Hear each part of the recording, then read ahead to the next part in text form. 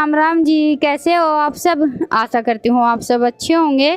तो जी अभी सुबह सुबह का टाइम है, लगभग सुबह के 8 बज गए हैं और अभी हमारी हो गई थी खेत जाने की तैयारी। रोटियां तो मैंने बना ली थी, लेकिन आज हम थोड़े से लेट जाने वाले थे, तो बस फिर मैंने सोचा कि चलो ये सब्जी बना लेते हैं। ये कल हम गुआर की फली और थोड़ी सी तोरी लेकर आए थे, तो फली को बनाने में तो टाइम थोड़ा सा ज़्यादा लग जाता है। तो अभी मैं बनाऊंगी तोरी की सब्ज़ी। वैसे तो शाम को बनाने वाली थी खेत से आने के बाद, लेकिन अभी जाने में थोड़ा सा लेट हो गया था, तो मैंने सोचा चलो सब्ज़ी बना लेते हैं। नहीं तो टिफ़िन में मैंने चटनी और रोटी पैक की थी। वैसे भी लावणी के टाइम में लगभग ज़्यादातर चटनी रोटी ही चलती है, कभी कभी सब्ज़ी भी बन जाती है, लेकिन ज़्यादातर चटनी रोटी चलती है। तो चाय पीते पीते अभी मेरी सब्जी की तैयारी चल रही है। तोरी मैंने छील ली है और ये 2-4 कचरी तिमड़ियाँ छील लेते हैं। तोरी की सब्ज़ी हम कचरी तिमड़ियाँ डालकर बनाते हैं ना, बहुत ही ज़्यादा अच्छी लगती है। टमाटर नहीं डालते हैं हमारे यहाँ हम तोरी की सब्ज़ी में, मैं तो नहीं डालती हूँ। हमारे घर में तो सबको जो हम कचरी डालकर बनाते हैं ना, वो वाली सब्ज़ी ही ज़्यादा पसंद होती है। घिया, तुम्बा और तोरी, इन तीनों में तो मैं कचरी डालकर ही बनाती हूँ।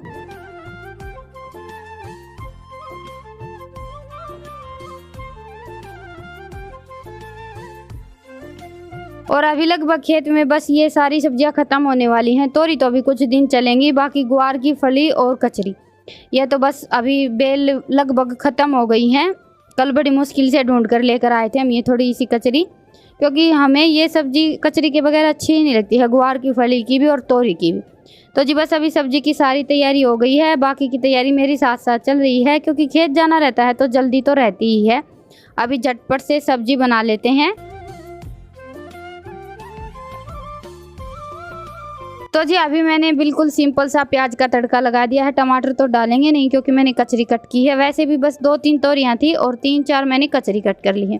तो ये हमारी 2-3 कटोरी सब्जी बनकर तैयार हो जाएगी। और खेत की सब्जी में हम जितने मिर्च मसाले कम डालते हैं ना, उतनी ही ज़्यादा अच्छी रहती है। अभी कुछ दिनों से तो खेत जाना स्टार्ट हो गया है, तो हम कोई ना कोई सब्जी खेत से लेकर ही आते हैं, क्योंकि फिर घर आते ही दुकान की तरफ नहीं दौड़ना पड़ता है। और खेत की सब्जियों की तो एक अलग ही बात होती है, जैसे कि गुआर की फली, करेले, तिमड़िए, तोरी, ऐसी बहुत सारी सब्जियां हो जाती हैं। अभी कुछ दिनों से तो बस लगभग खाने में खेत की सब्जियां ही चल रही हैं।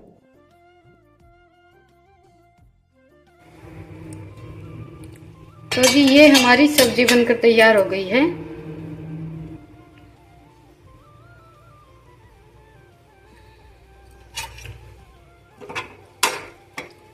सब्जी कम चटनी।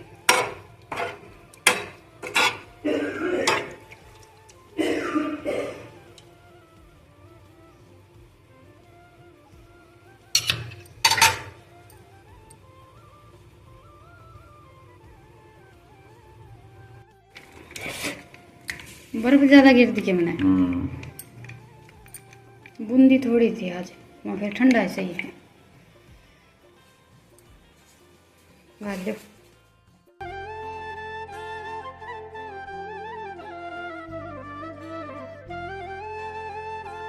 तो जी अभी हम चल पड़े हैं खेत के लिए। टिफिन पैक हो गया था और उसके बाद फिर झटपट निकल पड़े, और यहाँ से हम पानी भरकर लेकर जाते हैं। तो जी ये देखिए हमारे गांव के बाहर का चारों तरफ का एरिया, और लगभग हमारा पूरा गांव यहीं से पानी लेकर जाता है पीने के लिए। पीने के पानी की हमारे गांव में थोड़ी सी ज़्यादा ही प्रॉब्लम है। और उसके बाद फिर हमें थोड़ी सी तो सिरटी इकट्ठी करनी है, तो आते ही हम तो लग गए हैं अपने काम पर। पहले सिरटी इकट्ठी करेंगे और उसके बाद बाजरा निकलवाना है। सिरटी इकट्ठी करने का तो हमारा इतना ज़्यादा काम नहीं बचा है, बस बाजरा निकलवाना है। आज का पूरा दिन का हमारा यही काम है।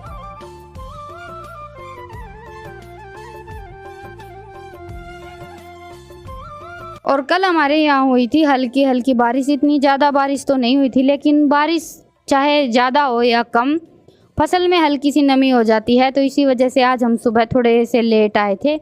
तो जी बस अभी थोड़ा बहुत काम जो हमारा बाकी है ना, वो निपटा लेते हैं। थोड़ा बहुत सिरटी काटने का काम बाकी था और इकट्ठा करने का, वो सारा काम हो गया था। उसके बाद फिर किया हमने चाय नाश्ता। और मौसम आज भी काफ़ी अच्छा है, अच्छा लगा लीजिए, या फिर बारिश का सा मौसम हो रखा है, धूप नहीं है बिल्कुल भी। और ये काफ़ी अच्छा हो गया, क्योंकि पूरा दिन फिर काम चल गया। धूप रहती है तो काम करने में थोड़ी सी मुश्किल हो जाती है। अभी सिरटी इकट्ठी करने का काम हो गया था, उसके बाद फिर हमारा बाजरा निकालने का काम स्टार्ट हो गया है।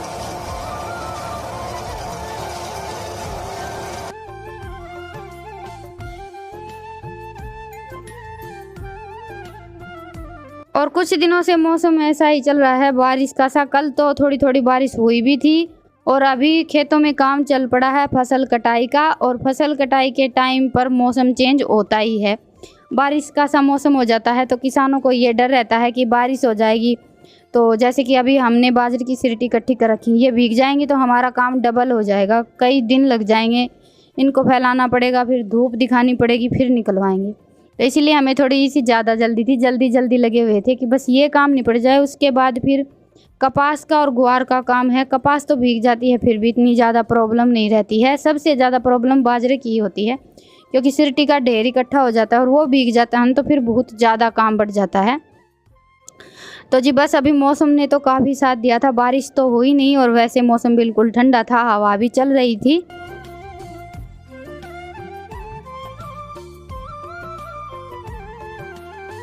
और आज हमारा पूरा परिवार खेत आया हुआ है, बस माँ और रितिका घर पर हैं। और ईशांत ने तो कई दिन से जिद पकड़ रखी थी खेत आने की, तो आज इसको भी लेकर आए थे।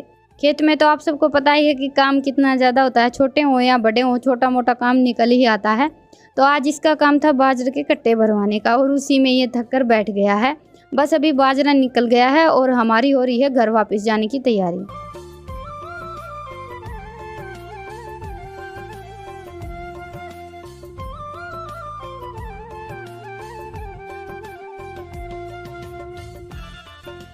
तो जी अभी लगभग 5 बज गए हैं। खेत से आने के बाद कुछ देर आराम किया और उसके बाद फिर मैं लग गई हूँ अभी नहा धोकर खाने की तैयारी में। और ये सीमेंट का चूल्हा लेकर आए थे कल, कई दिन पहले हमने बनवाने के लिए दिया था, बोला था मतलब कि बनाने के लिए। अभी ये बनकर तैयार हो गया था और अभी मैंने मिट्टी का चूल्हा भी बना लिया है, तो ये लेकर आ गए थे। तो अभी इसको उठा कर रख देंगे, अभी तो मैं मिट्टी का चूल्हा ही जलाती हूँ। और ये वाला मेरा जो चूल्हा है ना मिट्टी का, इसमें बिल्कुल थोड़े से ईंधन की ज़रूरत पड़ती है और आँच बहुत ज़्यादा लगती है। जैसे भट्ठी में खाना बनता है ना, वैसे ही झटपट खाना बनकर तैयार होता है। जो मैंने ईंट से चूल्हा बनाकर तैयार किया था उसमें ईंधन थोड़ा सा ज़्यादा लगाना पड़ता है, इस वाले चूल्हे में ईंधन भी कम लगता है और आँच बर्तन पर बहुत ही ज़्यादा लगती है। और मुझे तो पर्सनली ये वाला चूल्हा बहुत ही ज़्यादा पसंद आया, ईंधन कम लगता है और खाना झटपट बनकर तैयार हो जाता है। तो जी आज बाजरा निकलने की खुशी में हम सोच रहे थे कि कुछ मीठा बना लेते हैं, लेकिन मीठा खाने से बच्चों ने मना कर दिया क्योंकि जन्माष्टमी पर मैंने बेसन के लड्डू और मिल्क पाउडर के जो पेड़े बनाए थे वही चल रहे हैं अभी तक। तो बस फिर लास्ट में डिसाइड हुआ कि समोसे बना लेते हैं। तो उसके लिए मैंने ये जीरा और धनिया भून लिया है, इसमें थोड़ी सी सौंफ और डाल लेते तो और भी ज़्यादा अच्छी पिट्ठी बनती है। सौंफ से बड़ी अच्छी खुशबू आती है हमारी पिट्ठी में, लेकिन सौंफ अभी घर पर ख़त्म हो गई थी। तो बस मैंने जीरा और धनिया भून लिया है और तेल को अच्छी तरह से गर्म करके अभी हल्का सा ठंडा कर लेते हैं। सरसों के तेल में इसी बात का ध्यान रखना होता है। अभी तड़के में मैंने डाल दिया 1 चम्मच जीरा और 2-3 कटी हुई हरी मिर्च। हल्की सी भुनने के बाद फिर ये आलू डाल दिए। इतने ज़्यादा नहीं बनाऊंगी, बस 8-10 समोसे बनाकर तैयार करूँगी।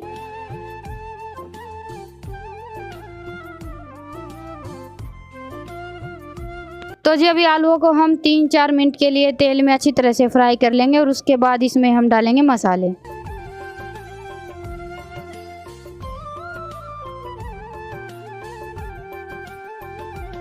तो जी मसालों में हम डालेंगे आधी चम्मच नमक, 1 चम्मच लाल मिर्च, आधी चम्मच हल्दी, आधी चम्मच धनिया और 1 चम्मच इसमें मैंने गरम मसाला डाला है, आधी चम्मच अमचूर पाउडर।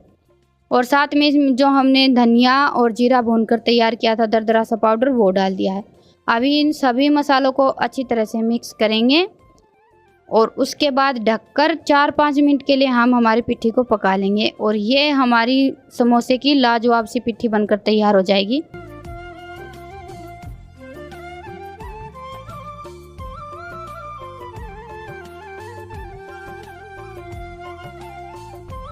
तो जी अभी पिट्ठी तो हमारी बनकर तैयार हो गई है और अभी चूल्हे पर रख लेते हैं दूसरी कढ़ाई। और मैदा मैंने पहले ही गूंथ कर रख दी थी। पिट्ठी को पहले हल्की सी ठंडी करेंगे, उसके बाद फिर समोसे भरकर तैयार करेंगे। वैसे समोसे तो हमारे यहाँ गांव में भी मिल जाते हैं, लेकिन दुकान में जो हम समोसे लेकर आते हैं ना उनमें हल्का सा नमक ज़्यादा रहता है और हमारे घर में नमक सब कम खाते हैं। तो समोसे हम जब भी लेकर आते हैं खाना ही पसंद नहीं करते हैं क्योंकि उनमें नमक थोड़ा सा तेज़ रहता है और जिस तरह का हमारा खान पान रहता है ना वैसे ही फिर हमें आदत हो जाती है। अभी हमारे घर में हम नमक हल्का सा कम खाते हैं तो सबको वही आदत हो गई है, नमक हल्का सा भी तेज़ हो जाता है ना तो फिर इनको खाना बिल्कुल अच्छा नहीं लगता है।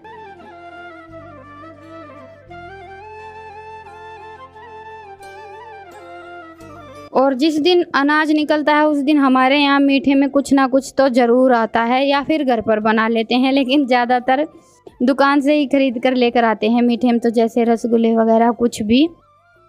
लेकिन हमेशा से जब भी अनाज निकलता है तो ये रहता है कि अभी कुछ ना कुछ बना लेते हैं। तो आज तो समोसे बन रहे हैं, लास्ट में देखेंगे। मैं सोच रही थी कि थोड़ा सा चूरमा बना लेते हैं, हमारे यहाँ की फेमस डिश, जिसके बगैर तो हमारा कोई भी तीज त्यौहार कंप्लीट नहीं होता है। और अनाज निकलता वो भी एक किसान के लिए बहुत बड़ा दिन रहता है, किसी तीज त्यौहार से कम नहीं होता है ये दिन भी हमारे लिए। तो जी बस अभी समोसे भरकर तैयार कर लेते हैं। और ये देखिए थोड़े से जल्दी लगे थे, लेकिन फिर भी बनाते बनाते अंधेरा हो ही गया है। और मेरी हमेशा यही कोशिश रहती है कि खाना अंधेरा होने से पहले बनकर तैयार हो जाए, लेकिन ऐसा कभी भी नहीं होता है। तो जी बस अभी समोसे बना लेते हैं। रितिका ने आटा गूँथ कर रख दिया है, सब्जी सुबह की रखी ही है।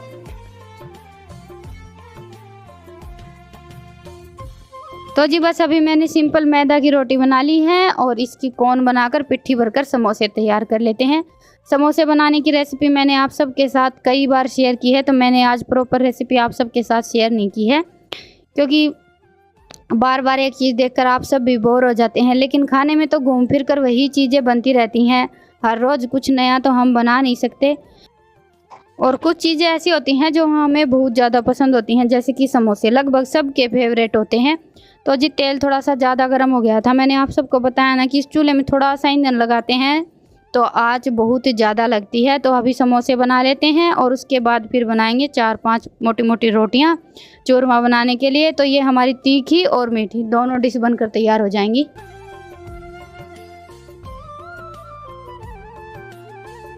तो जी अभी तेल हमारा ठंडा हो गया है और अभी इसमें हम डाल देंगे समोसे। और समोसे या मैदा की हम कोई भी चीज़ बनाते हैं, मैदा की लगा लीजिए या फिर आटे की, जो चीज़ हमें खस्ता बनानी होती है ना उसको हम हल्के से गर्म तेल में भी डाल देते हैं तो फिर वो बिल्कुल भी खस्ता नहीं बनती हैं, एकदम से लाल हो जाती हैं, अंदर से कच्ची और बाहर से लाल, ऐसी बनकर तैयार होती हैं। तो तेल हमारा बस हल्का सा गर्म होना चाहिए, अच्छी तरह से गर्म करके फिर उसको ठंडा कर लें और फिर फ्राई करें। तो जी ये हमारे समोसे बनकर तैयार हो गए हैं, आप सब भी आ जाइए खाने के लिए। आज प्लेटिंग रितिका ने की थी और थोड़े से अलग तरीके से प्लेटिंग की है। बाकी समोसे हमारे खाने में बहुत ही ज़्यादा टेस्टी बने थे, ये देखिए देखकर ही पता चल रहा है कि समोसे कितने ज़्यादा अच्छे बने हैं। और उसके बाद फिर रितिका लग गई थी बर्तन साफ़ करने में और मैंने चला दी थी कपड़े धुलने की मशीन, क्योंकि कल तो बृहस्पतिवार हो जाएगा और बच्चों की सफ़ेद कलर की और नीली दोनों ड्रेस धुलने के लिए रखी थी। तो बस मैंने खेत से आते ही मशीन चला दी थी, अभी मैं कपड़े निचोड़ कर सुखाऊंगी और तब तक रितिका ने सारे बर्तन धो दिए थे।